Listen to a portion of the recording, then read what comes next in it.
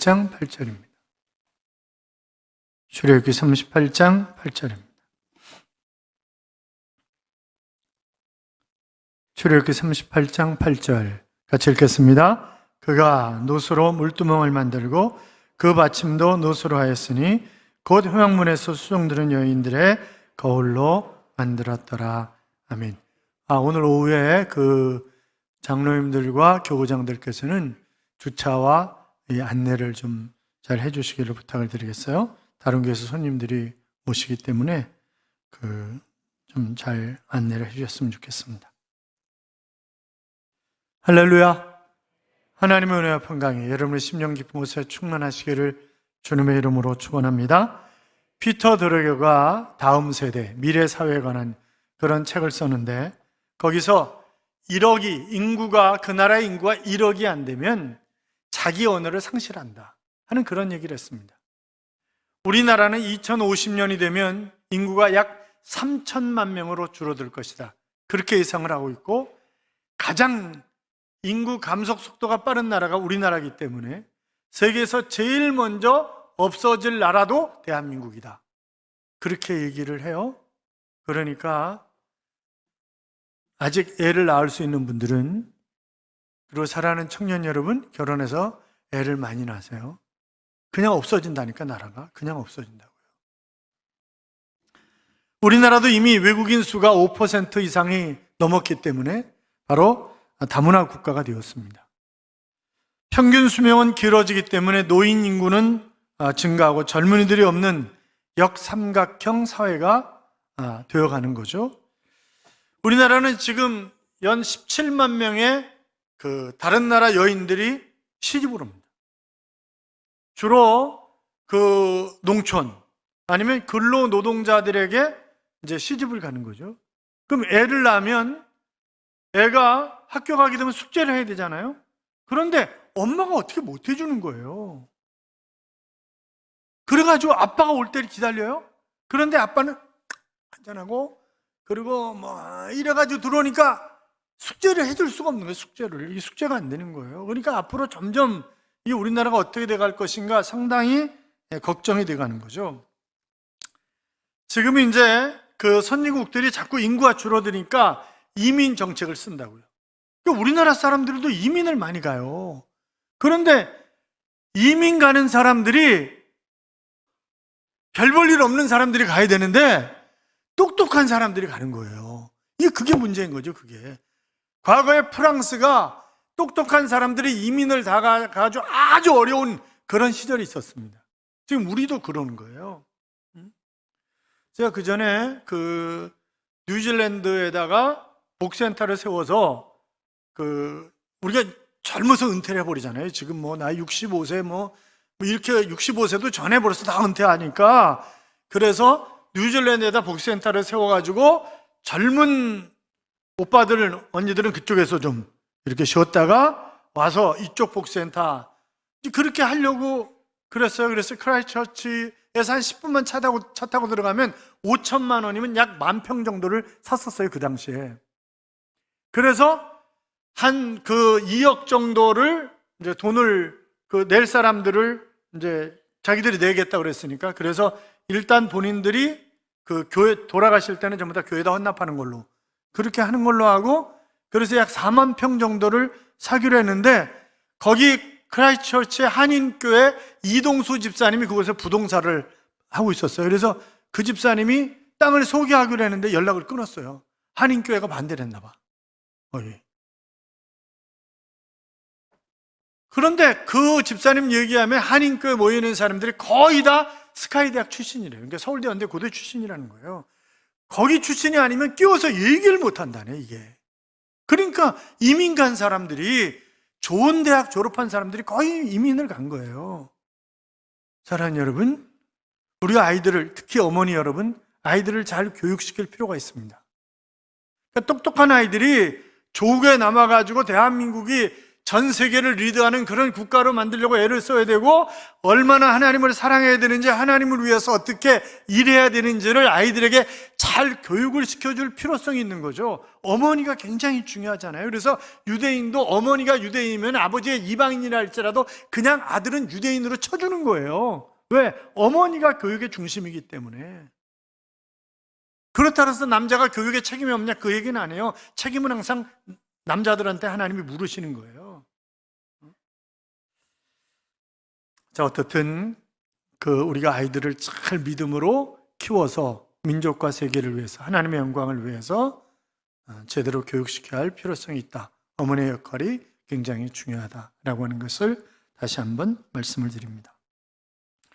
출애굽기 37장은 주로 성막에 관한, 그래서 성막과 거기에 놓여있는 기구 제작에 관한 그런 얘기들을, 우리가 그래서 지난주에 증거궤, 그 외 속죄소에 관한 그런 것들을 보았었죠. 그리고 떡상, 또 분향단, 등대, 이런 것들이 어떻게 만들어졌는지, 그리고 그곳에 쓰일 물품들을 하나님이 지시하신 대로 만들었다고 하는 그런 이야기들을 쭉 쓰고 있는데, 각종 기구는 그리스도를 예표하는 그런 기구들이었던 것도 우리가 생각해 볼 수 있습니다. 그런데 38장은 이제 이 성소와 지성소, 성소 빼놓고 나머지 성막 외곽에 있는, 그리고 성막 안에 있는 다른 것들에 관한, 그래서 제일 먼저 들어가면 바로 번제단이 있다고 말씀을 드렸죠.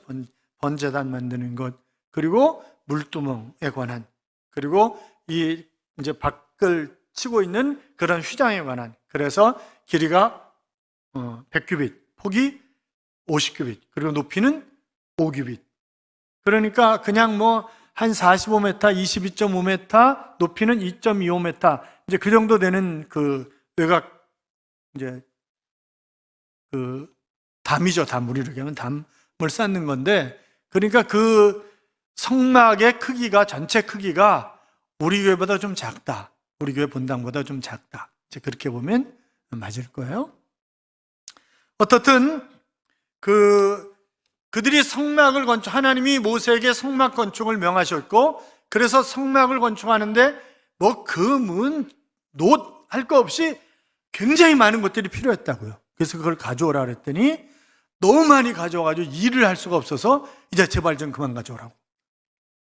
얼마나 좋았을까요? 그렇잖아요. 저희 교회를 사닥다리 종합건설이 건축을 했습니다.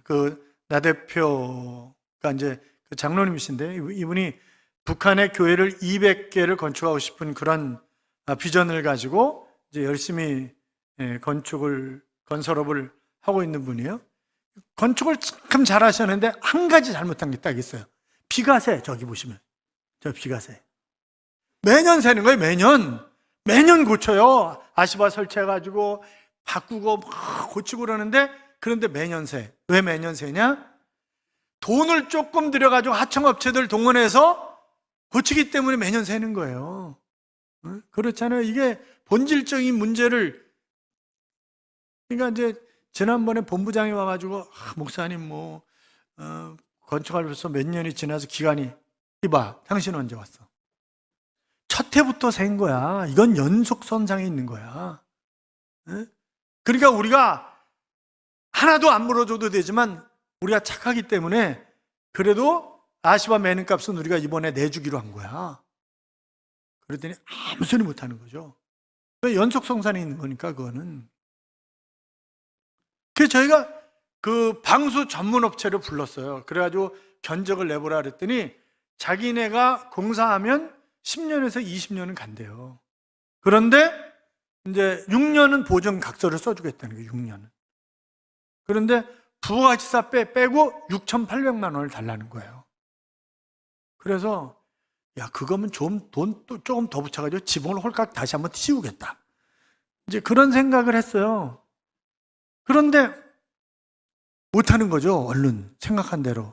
왜? 수억 들어야 되니까 수억을 지금 당장 빼서 할 만한 여력이, 물론 빼서 하려면 할 수도 있겠지만, 그러나 그거보다는 다른 거가 더 급하니까, 그래서 공사를 못하는 거죠. 아마 사닥다리 종합건설회사도 여력이 지금 건설에서 다 힘들잖아요. 그러니까 여력이 없으니까 아마 그걸 전체 못하는 걸 거예요. 또 전체 해줄 수도 없겠지만, 응?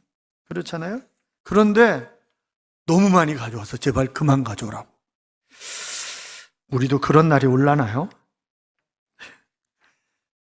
오늘 본문은 물두멍 제작에 관한 그런 이야기인데, 여인들의 아름다운 헌신으로 물두멍이 이루어졌다고 하는 그런 이야기를 하고 있습니다. 여러분, 아름다운 여인들이 많죠. 한 소녀가 아버지와 함께 이스라엘 성지순례를 떠났습니다. 그런데 한 테러리스트가 쏜 총알에 아버지의 머리에 정확하게 관통을 했고, 그래서 아버지는 그 자리에서 돌아가셨습니다. 충격을 받은 이 딸은 범인을 찾아내서 기필코 복수하게 말겠다고 하는 그런 생각을 가지고 히브리어와 아람어를 열심히 공부를 했습니다. 그래가지고 그 워싱턴 포스트지의 기자가 되어서 이스라엘 근무를 자청합니다. 그래가지고 법원 기록을 전부 뒤져내가지고 결국 범인을 찾아낸 거예요. 이 테러범의 이름은 오마르 하티브였습니다. 드디어 복수 기회가 온 거죠. 그래가지고 그의 집을 찾아갑니다. 뭐 하려고요? 복수하려고. 그런데 믿음이 좋은 그런 여인이었어요. 그 집 앞에 들어서는데 하나님이 이렇게 말씀을 하시는 거예요. 진정한 복수는 그들이 자신의 죄를 회개하게 만드는 거야. 물리적 복수는 동물적 본능일 뿐이야. 그런 세미한 음성이 들려오는 거예요. 그래가지고 어쩔 수 없이 그녀는 테러범과 가족들에게 자기가 어떤 마음을 가지고 이 자리에 왔는지를 이야기를 하면서 용서를 구했습니다. 그리고 범인의 가석방을 위해서 청원서를 제출하는 차원 높은 그런 사랑을 보여주었습니다. 이 여인의 이름은 로라 블루멘펠트 전 워싱턴 포스트지 기자의 이름입니다. 정말 아름다운 그런 여인이죠. 우리 교회에 여인들처럼 아름다운 여인들이 많이 있습니다만 오늘 본문의 여인들도 그렇습니다. 그런데 여자들만이 가지고 있는 그런 매력이 많다고 그러죠. 첫째는 여자들은 친구를 잘 사귀입니다. 한두 번 만나도 금세 친구가 돼요. 또 여자들은 시선이 넓습니다. 정보 수집력이 대단합니다.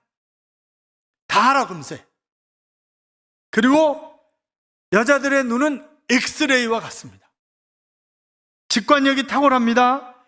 여자는 마음이 움직이면 벌써 머리도 돌아갑니다. 그래서 아무도 여자를 끝까지 속이는 남편은 없습니다. 못 속여. 이런 수준 높은 유머가 있죠. 경찰서에서 형사 둘이 이야기를 합니다. 한 형사가 야, 거짓말 탐지기는 정말 대단한 발명품이야. 자네도 잘 활용하고 있지? 그랬더니 다른 형사가 얘기를 합니다. 말도 하지 마. 사용하는 정도가 아니라 결혼해가지고 같이 살고 있잖아. 그렇게 얘기를 하는 거죠. 또 여성은 자신의 속마음을 쉽게 털어놓지 않습니다. 말은 많이 하는데 숨길 것은 끝까지 숨기는 거예요. 그래서 잘 몰라. 그리고 또 여자들은 나 이전에 우리 가족, 그것을 먼저 생각하는 것이 바로 여자들이죠. 그래서 어머니는 기꺼이 희생을 해서 최고로 창출해내는 것을 볼 수 있습니다. 여성은 이런 신비한 저력 때문에 역사의 발자취를 남기는 위대성을 발휘하는 것을 볼 수 있습니다. 우리 한국 기독교 선교의 신교원을 이룬 분들 중에 상당수가 여성들입니다. 이화여자대학교와 병원을 세운 역사의 위인은 로제타 샤우드 홀과 메리 스크랜턴 선교사입니다. 또 세계 기독교 역사에 남는 한국 교회 부흥의 주역이 바로 화이트와 맥컬리라고 하는 여자 선교사였습니다. 한국 최초의 여성 박사로 이화여자대학교의 총장이 된 김한란 박사는 우리나라 여성 교육과 여권 신장에 지대한 공헌을 한 그런 아름다운 여인입니다. 또 임숙재 여사는 숙명여대 총장이 되어서 역시 한국 여성의 신분 상승에 대한 중요한 역할을 했던 그런 아름다운 여인이었습니다. 한국 사회의 사도행전적 부흥을 일으킨 숨은 영웅들 역시 여인들이 참 많이 있습니다. 현신의 권사님, 또 최자질 목사님, 또 변계단 권사님 같은 그런 분들이 한국 교회 부흥의 기폭제 역할을 한 것입니다. 그런데 불행하게도 이분들이 여자분들이었기 때문에 이분들에 대한 그런 자세한 기록들이 별로 남아있지는 않습니다. 그게 참 안타까운 일이죠. 오늘 본문은 이름 없이 쓰임받은 최고의 것을 헌신한 그런 여인들의 이야기입니다. 어느 날 하나님이 모세에게 성막을 지으라고 하셨어요. 천으로만 둘러있는 천막이 아니라 바로 성전 개념의 성막을 지으라고 하신 것입니다. 내가 거기 임재하겠다 이렇게 말씀하셨고, 내가 너희를 거기서 만나리라 그렇게 말씀하셨습니다. 그래서 이스라엘 백성들이 거의 성전 수준의 성막을 짓는 것입니다. 안뜰에는 롯으로 만든 번제단을 만들고 물두멍을 만들려고 그랬어요. 그리고 안쪽 성소와 지성소에 무엇을 만드는가에 관한 그런 이야기들을 이미 했었습니다.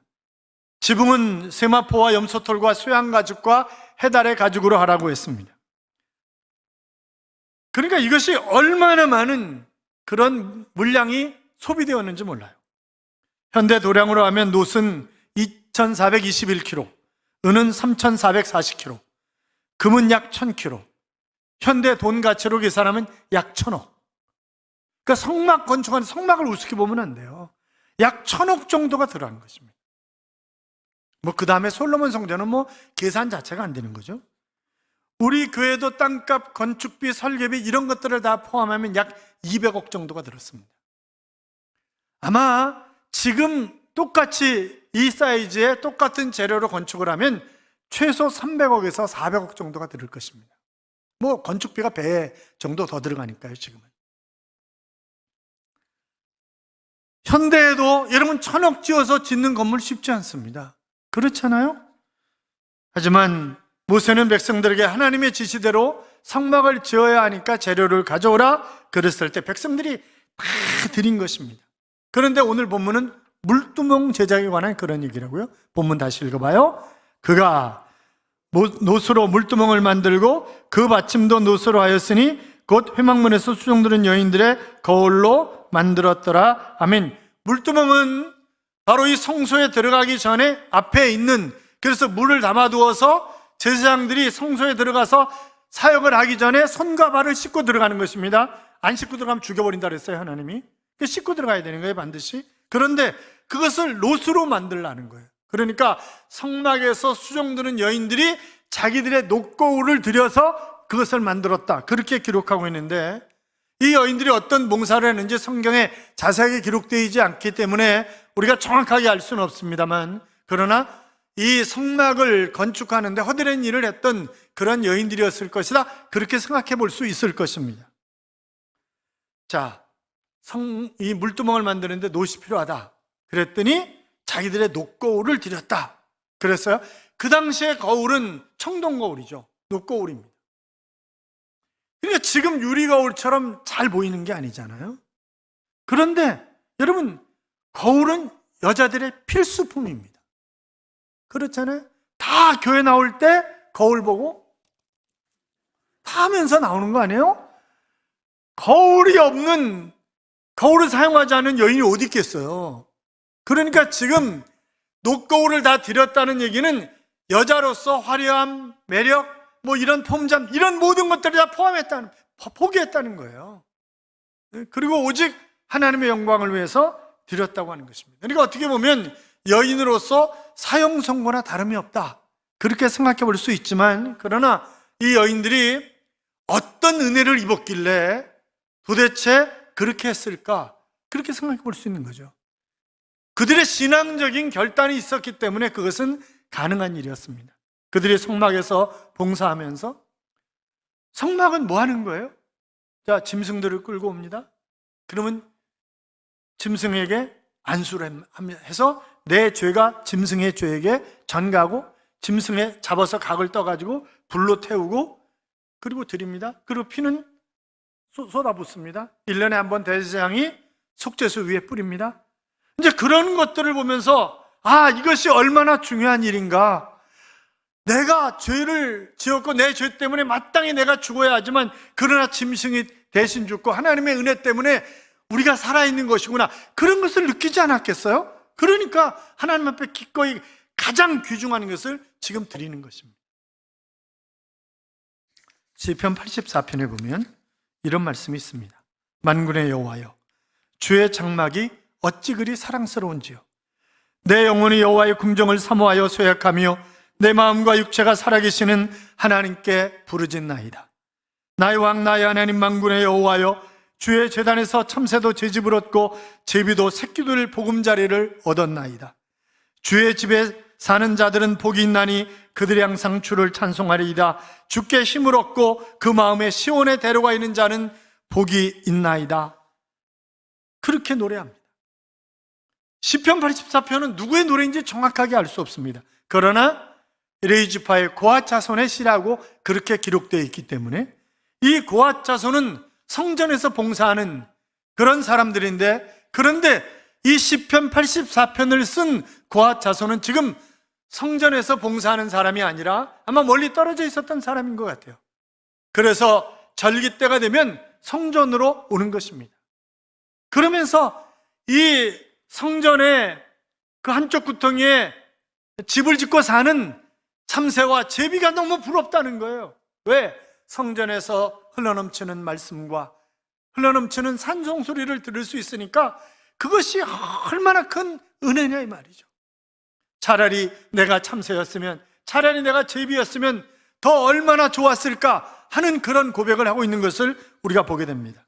그러다가 10절 이하에 보면 주의 궁정에서의 한날이 다른 곳에서의 첫날보다 나은즉 악인의 장막에 사는 것보다 내 하나님의 성전 문지기로 있는 것이 좋사오니 여호와 하나님은 해요 방패이시라. 여호와께서 은혜와 영화를 주시며 정직하게 행하는 자에게 좋은 것을 아끼지 아니하실 것임이니이다 라고 하는 그런 고백을 하는 것을 볼 수 있습니다.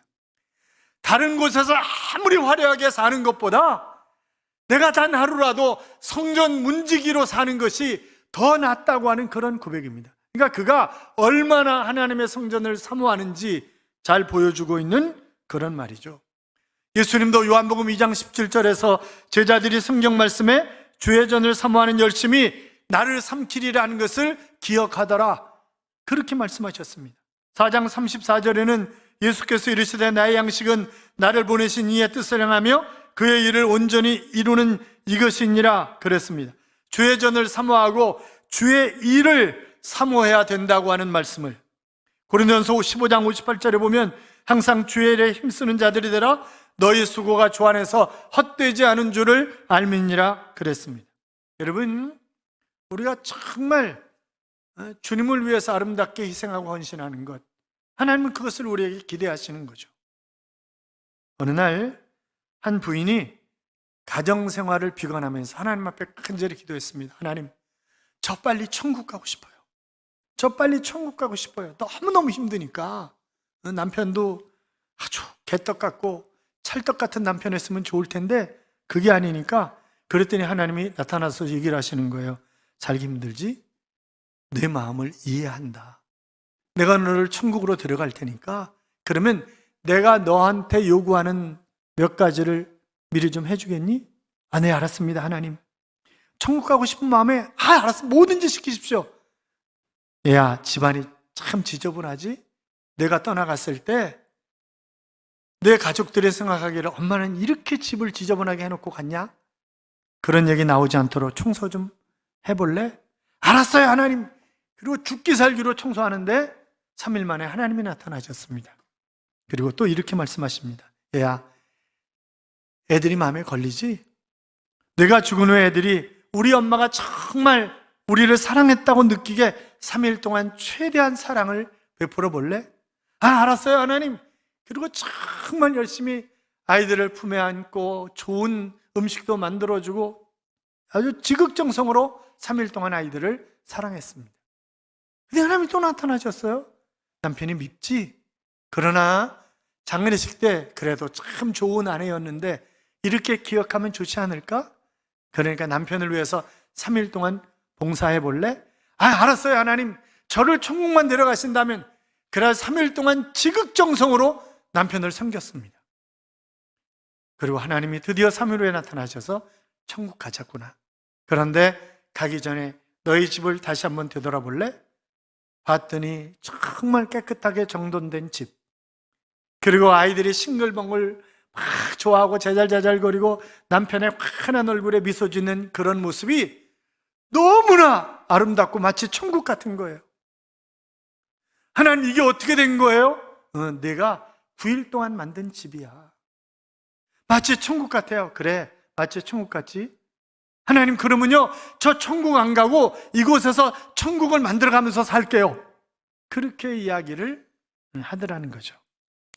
9일 동안 천국 만들기의 기적은 어디에서나 누구에게나 가능한 것입니다.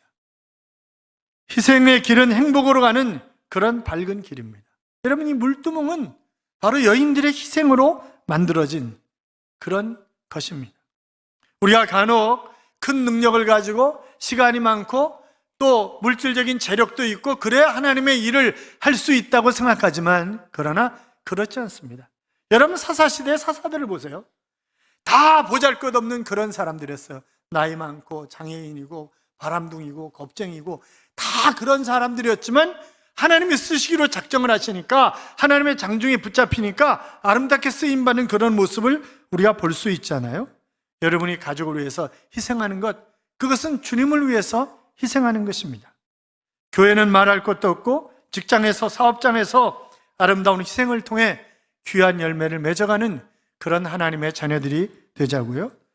어느 무더운 여름날 미국의 메릴랜드 한 마을에 서적 외판원이 남루한 그런 복장을 하고 집집마다 대문을 두드리면서 책을 팔고 있었습니다. 어느 한 집에 들어가서 문을 두드리니까 애가 나오는 거예요. 딱 보니까 책 외판원인 거죠. 아저씨, 우리는 책을 살 만한 돈이 집에 없어요. 그랬더니, 그래, 나도 알아. 가난한 집인 것 같아.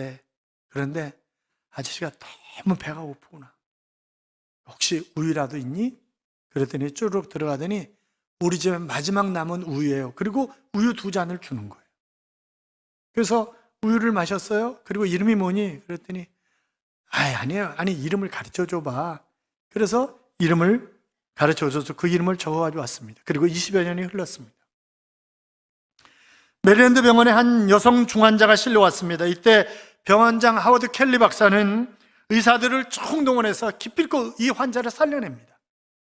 그리고 병원 청구서를 그 여인에게 주어줬는데 바로 $10,000가 넘는 그런 돈이었습니다. 이 여인이 감당할 수가 없는 거죠. 야, 큰일 났구나. 그랬더니 청구서 뒤에 한 장이 또 붙어 있는 거예요. 보니까 짤막한 병원장의 편지가 붙어 있었습니다. 20년 전에 저에게 대접한 우유 2잔이 치료비입니다. 20여 년 전에 베푼 작은 친절이 $10,000,000가 넘는 그런 보은으로 돌아오는 것입니다. 바로 그 외판원은 윌리엄 캐리였습니다. 그 학생은 우유 2잔의 친절을 잊지 않고 있었습니다. 여러분, 아무리 작은 친절, 희생이라도 주님은 잊지 않으십니다. 그래서 또 누구든지 제자의 이름으로 이 소자 중 하나에게 냉수 한 그릇이라도 주는 자는 내가 진실로 너희에게 이르노니 그 사람이 결단코 상을 잃지 아니하리라. 그렇게 말씀하셨습니다. 희생은 손해보는 것이 아닙니다. 눈앞에 이익이 없다 할지라도 대가를 바라지 않고 희생하면 아무리 작은 희생일지라도 그것은 사람에게 감동을 줄 뿐만이 아니라 주님을 감동시키는 것입니다. 본장은 후반부에서 성막 건축에 사용된 비용을 자세하게 소개하고 있는데 바로 남자 장정이 603,550명이라고 그랬잖아요. 그들이 한 사람 빠짐없이 다 바치는 것입니다. 어마어마한 것이 모인 것입니다. 이 엄청난 예물로 지어진 성막은 그 규모는 고대 근동의 다른 신전보다 크지는 않지만 그러나 그 내부는 다른 것과 비교할 수 없이 어마어마한 아름답게 귀한 것으로 건축이 되었던 것입니다. 사랑하는 성도 여러분, 이제 우리에게도 이런 고백이 필요합니다. 하나님, 성막에서 수종들던 여인들처럼 신앙적인 결단이, 희생적인 헌신이 있어서 주님이 피 흘려 세우신 교회를 주님이 바라시고 꿈꾸시는 교회로 만들어 가는데 제가 쓰임받을 수 있게 해 주십시오 라고 하는 그런 기도 말입니다. 하나님의 일을 돕는 것, 다는 것 자체가 감격 아니겠습니까? 자기들의 가장 소중한 것을 들여서 제사장들이 손발을 씻고 들어가서 일할 수 있도록 아름답게 섬겼던 이 여인들. 로마서 16장 3절 이하에 보시면 너희는 그리스도 예수 안에서 나의 동역자들인 브리스가와 아굴라에게 문안하라. 그들은 내 목숨을 위하여 자기들의 목까지도 내놓았나니 나뿐 아니라 이방인의 모든 교회도 그들에게 감사하느니라 그랬습니다. 여러분 생각해 보세요. 브리스길라 아굴라 부부가 바울을 위해서 자기들의 생명까지 내놓은 이유가 무엇이겠습니까?